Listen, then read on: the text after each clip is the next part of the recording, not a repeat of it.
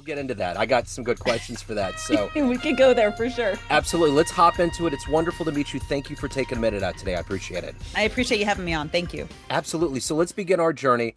This is a question that I wanted to put to rest at the beginning of the year, but it's just too important. 5 years ago, this pandemic was changing our lives in very drastic ways.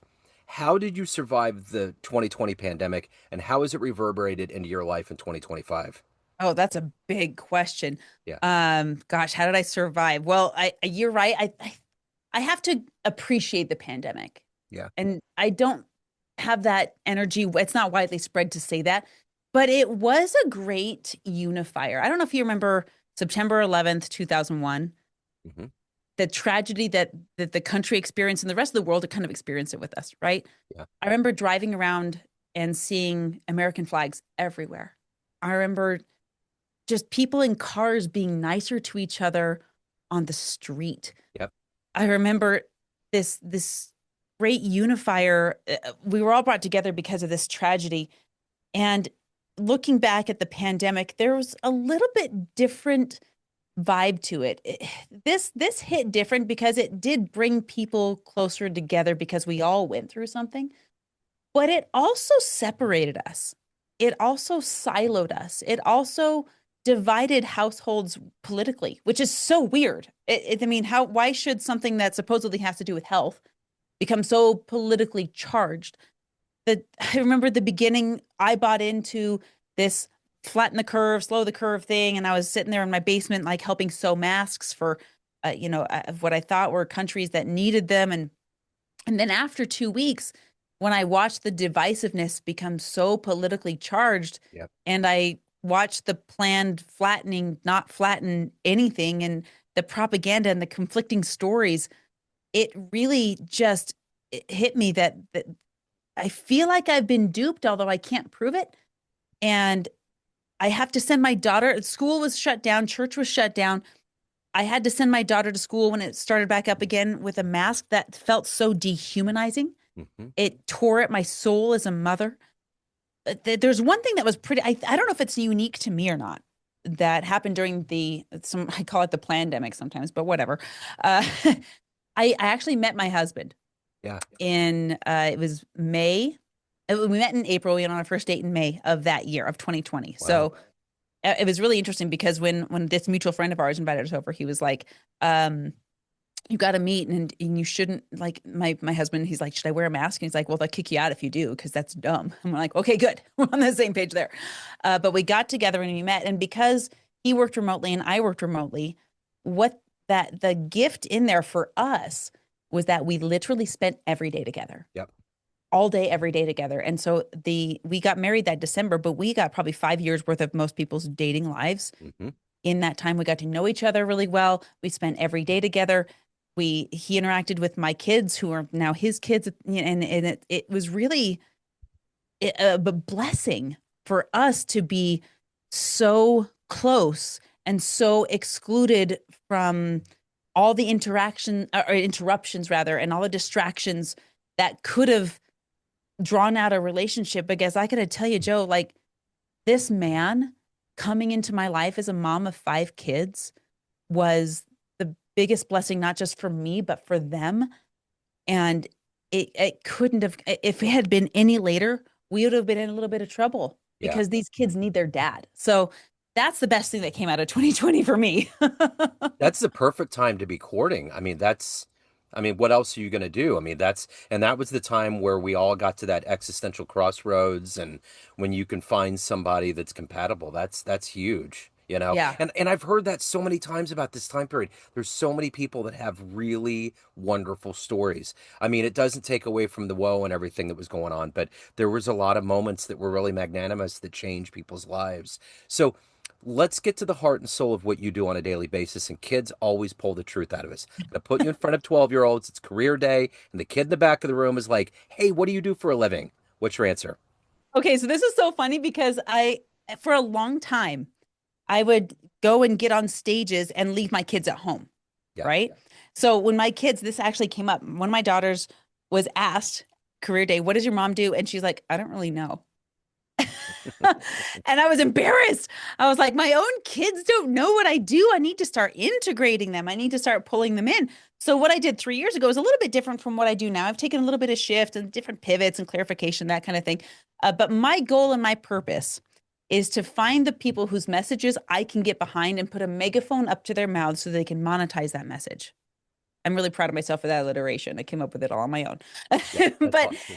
it's really important to me to find the people whose messages I think are worth sharing. I get to be picky.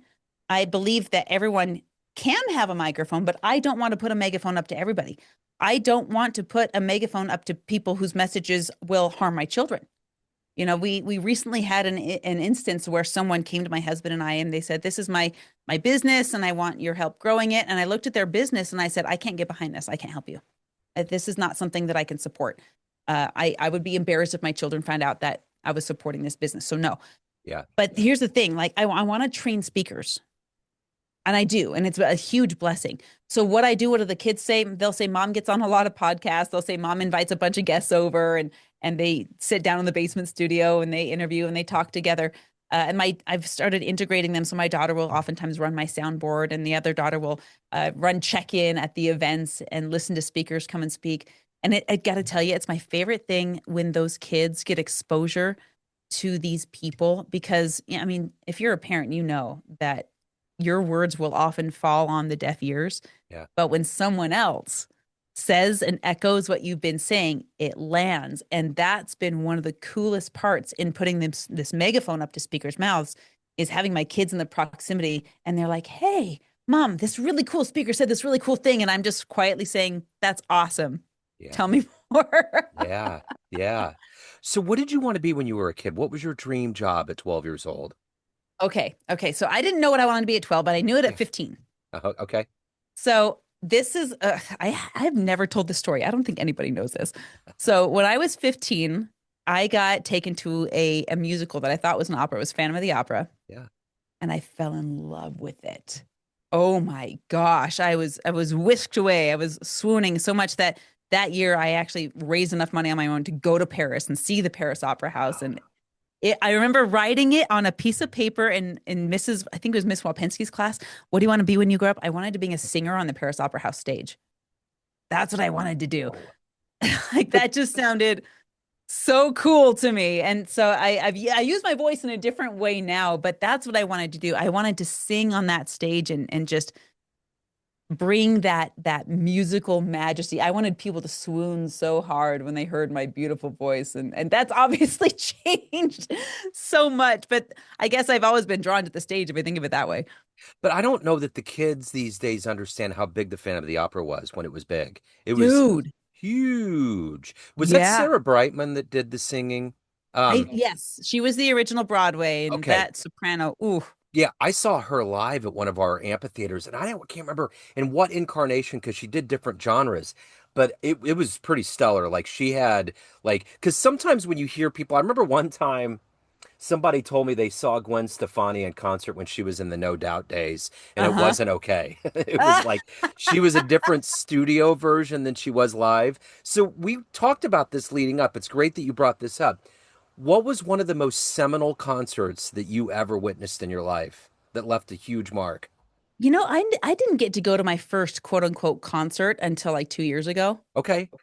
But I went to symphonies all the time. Yeah. I was raised in the theater. In fact, my sister right now is transcribing my mother's journals, and my mother, bless her soul, I admire this woman to no end.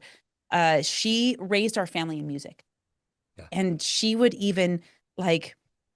There's entries in her journal about her critique of the elementary school music teacher. She's like, "They don't teach music well enough," and I'm like, "Wow, that's like your measuring stick in many, many ways." And, Yeah. and so, music, we were always surrounded by it. And as far as my first concert, I just remember there sitting. I can't even remember the music if I'm Yeah. completely honest with you, but Sure. I remember the feeling. Yeah.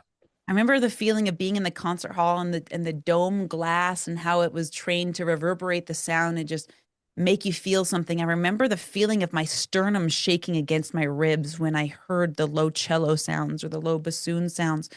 And there's something to that. Since then, I've done a bunch of research and studied a little bit, and I'm like, wow, okay, so there are vibrations of music that can actually cause not just physical sensations, but healing in the Yep. body. There's, Yep. music that you can meditate to. Yep. And my husband was not raised in a musical household.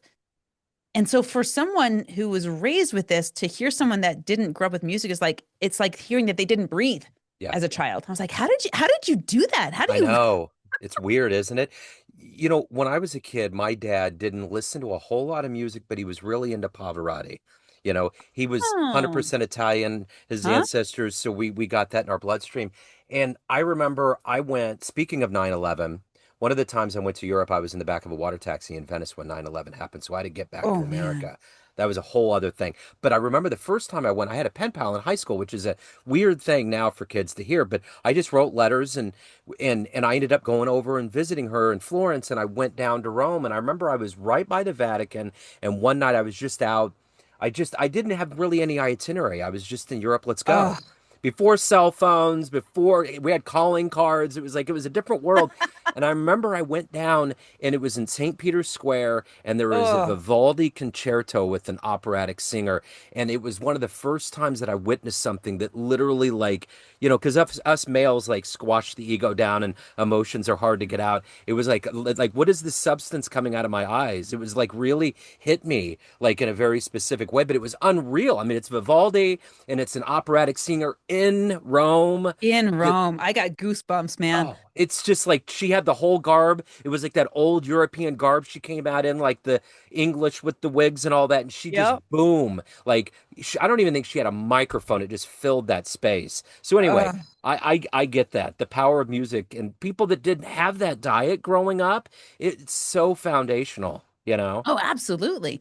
I even use I leverage music when I'm speaking on stage to support a message. A lot of times I'll do a morning meditation when I'm on stage. From oftentimes if I'm speaking at other people's event, they have me come in and do this, and I leverage music in the background to not fill the space but create the space. Yeah, It invokes something in you. And it's, what's crazy about music. I remember sitting, we're sitting at my piano at home, and my sister, who became our church organist at 13, was playing the piano. And she's like, watch, I'll play it in Spanish now. And she played the exact same music, of course. right. But it is the universalizer. Yeah, Regardless of language, even if they're singing an opera in Italian or whatever it might be, you feel it. yep, It causes something regardless of what language you speak. And for me, that's a stroke of the divine. yeah. How could it not be? Absolutely. No, I totally agree.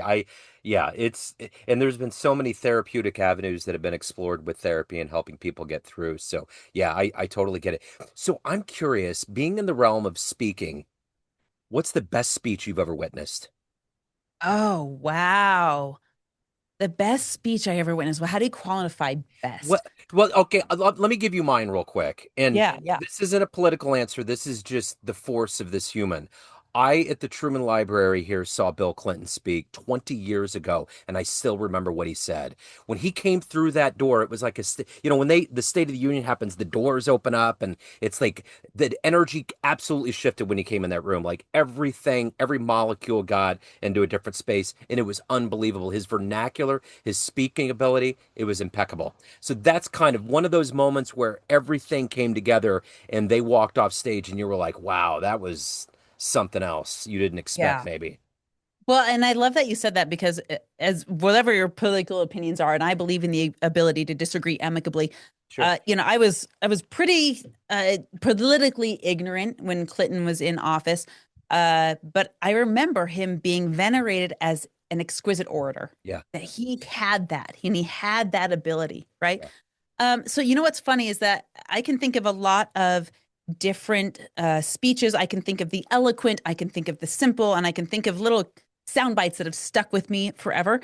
But I'll share with you the most recent favorite Yeah. of mine because it's hard to pick a favorite that stays favorite, right? Yeah. Yeah.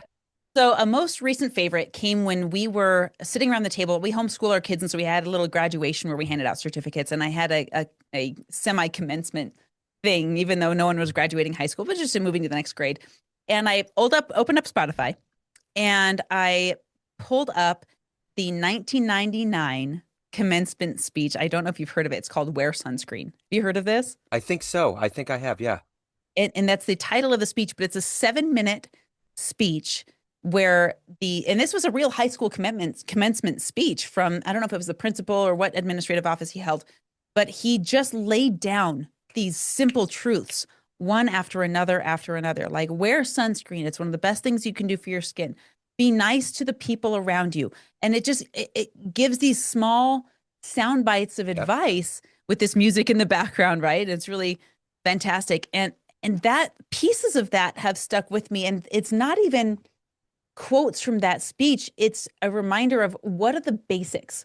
What are the simple things that we oftentimes gloss over or forget or Yep. neglect that we need to do every day? And that's just a simple reminder to me. And I'm glad I was able to share it with my kids of wearing sunscreen has now become a symbol. Yeah. I sometimes forget my own sunscreen, but because of that symbol of wear sunscreen, it also translates into say something you're grateful for every day. That's it. You Yep. know, be kind before you speak. All of these simple things that come up that become a part of my daily life, I write them down and I have a checklist. I even have a little app that reminds me of these simple things, and I have to click the box that I did it that day because of something so. And again, I keep using the word simple, but that's what it is. Simple truths. Yep. It's interesting. I think, us adults run around getting all these certifications and all these, degrees and all these things. And it's like we should get to this point in our life where we go back to kindergarten. They have a college kindergarten course, right? And they teach you because all of those things are in there. They're all on the walls, they're all over you, they're reminding you of all of these things. And I think that was the thing that was the weirdest about COVID. I remember there was a PSA at one point that was like, stay 7 feet apart. Don't breathe on each other. Everything they told us to do during that time was totally anterior to the conditioning that we have as sentient beings in a Hmm. society that's supposed to love each other. It was like, I was like, you got to be kidding me. Because I remember we're sports fans and I got really desperate. And with my son, we'd watch bowling. There was like nothing else. And we really got into it. There was this Bob Ross looking dude that had a big afro kind of a thing, and everybody went crazy. And we were just that desperate because there was no sports. But I remember that PSA playing during that time, and I was like, and I remember talking to my son Miles about it, like, this is weird, and we'll get through it, but yeah, none of this is okay at all. Yeah. So, Yeah. yeah. Oh, that conditioning was wild, and the isolation, the siloing, and the separation. Mm, It was by design. It was yeah, absolutely by design to get us so independent so that we don't talk to each other. Right now, I'm reading a book called The Art of Gathering. yeah, And in the beginning of this book, it talks about one of our fundamental constitutional rights is the right to assemble. yeah, right. That was threatened. Why was it threatened? Because whatever entity or power or force that wanted to elicit control of us didn't want us talking to each other. It didn't want us conversing. And when we did converse, it wanted us to fight and to steep ourselves in conflict. Yeah, This right to assemble and the right to gather, it took us years to heal that. I know. And the And poor, even some people now. I know it's still jaunted them. I mean, the poor kids too. We at least had mileage on our odometer. We had a whole life of not living this, and this was their epicenter, especially those that were in school. This is the thing they experienced the most. It was wild. So I'm curious, in your evolution to this point in your life, knowing your purpose, knowing your mission, who was that inspirational force that has led you to this point? I think it's really twofold. I have to credit my parents first and foremost because they always believed in us. They never questioned what we wanted to do. They just asked us really brilliant questions of, okay, how do you plan to do that? Not with skepticism, Yeah, but with, I need to put my fertilizer on your dreams. How are you planning to do that? So I have to credit my parents first for the gumption that they passed down to us. And then as the ingredient in that came, and I hope she's still around. I haven't heard from her in decades, but Mrs. Wilson. She taught me in seventh grade English back at Everett Junior High, or Everett Middle School back in Colorado. And she put me in drama and theater. And she told me to compete in a speaking competition. She also told me for the first time that I was a scholar, and I felt so proud of myself. I'm yeah, like, oh, I'm so important. I'm so smart.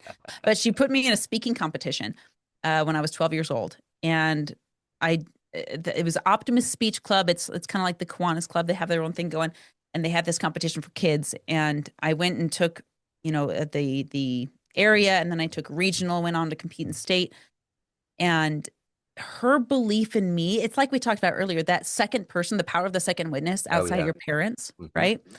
That believes in you and wants you. She had no motive. She had Right. no reward. She had no incentive other than seeing a child in her class and seeing something in that child. And Yeah. I know that she did it for other kids, but and she's the one that took me to Europe for the Wow. first time and helped me explore the world. My mom helped me fund it. And that woman who saw something and with no selfishness and with no agenda wanted to feed it, those people are Yeah. exceptionally rare. They make movies about them because they're Yeah. so rare. They certainly do.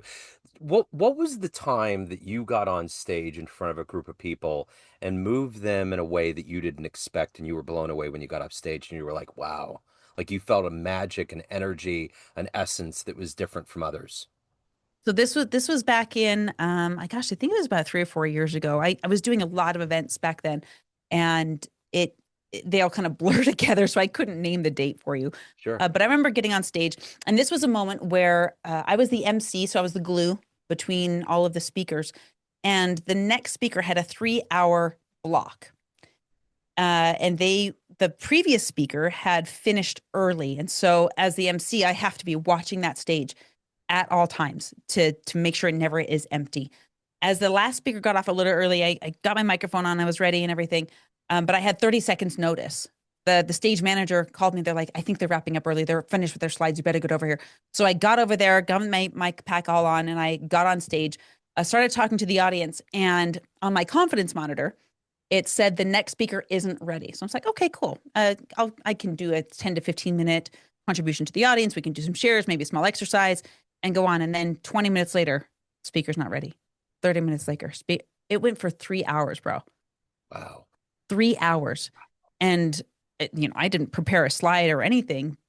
And this is what most speakers, I want you to understand, is that you don't prepare for a speech. You've been preparing your whole life. You've been preparing by living your story. You've been preparing by learning things about your experiences. So no, I wasn't prepared for a 3 hour time block, but I was, because of life experience and the ability to interact with the audience. And in that moment, I had there was nothing to do but ask the audience what they needed and then do my best to deliver it to them. Yeah. And this image came into my mind of this water slide. And as I realized that I was going to be on there for a while, I had this pause, and in my brain I'm saying a prayer, and with my soul I'm saying a prayer to God that says, I, I don't know what to say. I don't have a keynote prepared that's 3 hours. I don't know how long I'm going to be up here, Yeah. but you know the needs of these people. And I'm just going to pray that you make me the water slide. Yeah. I'm going to be the delivery vessel for whatever message, because you know why they came here. You know what prayer was on their heart. You know why they got babysitters. You know why they took time off work. Help me be your voice in delivering it. And in my upbringing, there's a story, a scriptural story about a man named Samuel Yeah. who climbed a wall and delivered a message. And the story is all about how he opened his mouth and God gave him the words that he needed in the moment he needed them. And I was like, I'm going to channel that energy and just deliver. And when I finally got off stage from the speaker, he turns out he was napping under a table in the back, fell asleep. And I got off stage and it was electric. Yeah.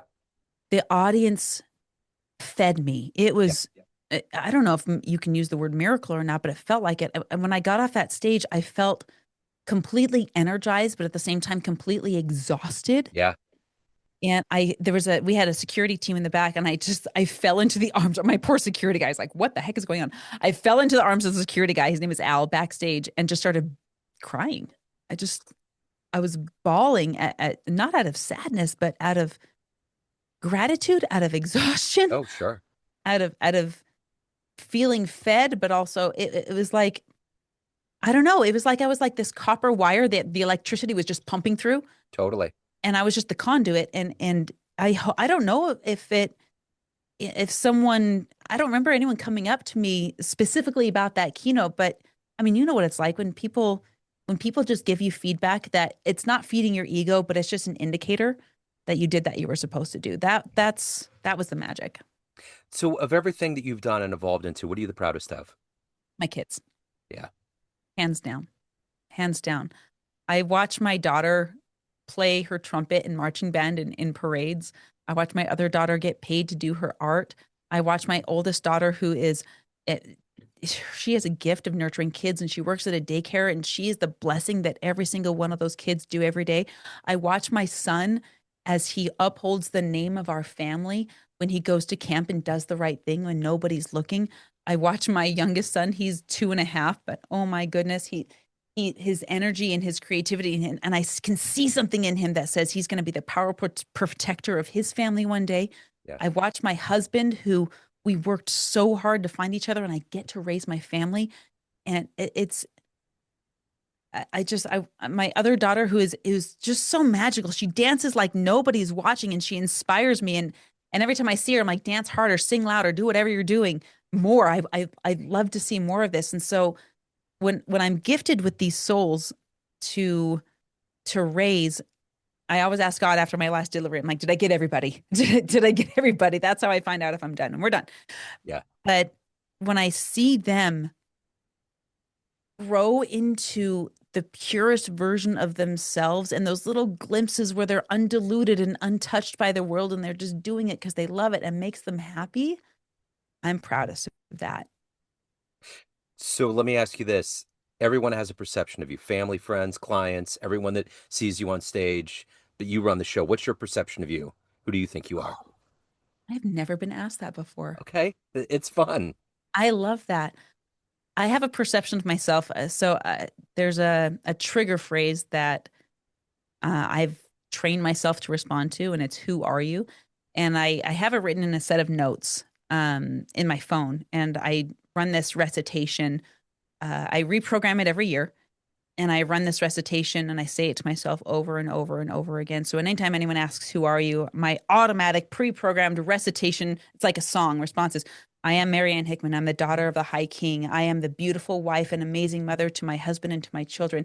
And this goes on for 5 minutes about who I am and what I represent and what I'm doing and what's important to me. And my everything from my health to my even my sexuality to my divine role as a mother to my divine role as the one who is sharing her talents with the world and using my talents to magnify other people's talents. And we have a goal and a mission to put people on a million stages and help them make $1 billion doing it. So whatever it is, their mission, their focus can be funded so they can focus on, like you said in your bio, being the artist that they are. Yeah. And that's one thing that I love that we share. And I love the way you put it is it's my job to show the artist off to the world. Yeah.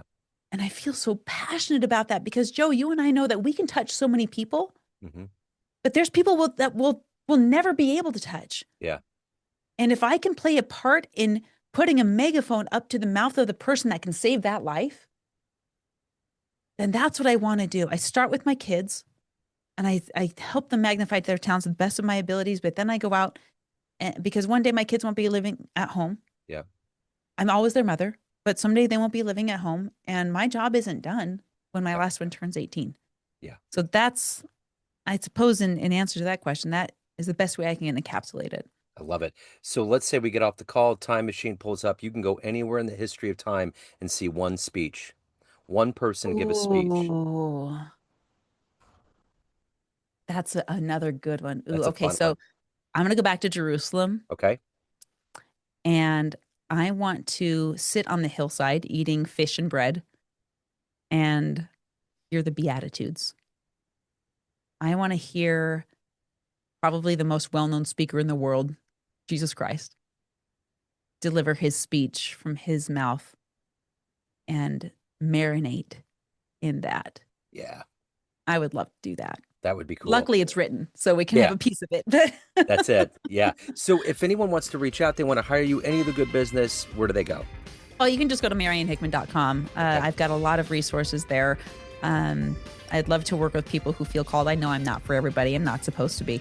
But if you want to, play in each other's playground, that's where you can find me. And I'm all over social media. Whatever platform you're on, I'm probably there, although I'm most active on Instagram. Okay. So we can chill out there. Absolutely. I'll put links in the show notes. What a great time. Thank you. Thank you for your story, your passion, your fire. I appreciate it. It's been wonderful. Thank you. It's been an honor, Joe. I appreciate it. Thank you. Looking to get new clients to your business through cold calling or email marketing? At Agency Y, they envision a world in which small and big companies have equal chances to win new customers in the market. Their purpose is to bring parity and reduce the gap between large and small firms with the help of their cold calling and cold email marketing services. Use the code Joe Dimino 10 at www.agencyyyy.org/coldcallingjoe.php or www.agencyyyy.org/emailmarketingjoe.php to get 10% off your first order. This is Joe Dimino of Neon Jazz and Famous Interviews, and I stand behind Agency Y to meet your business dreams.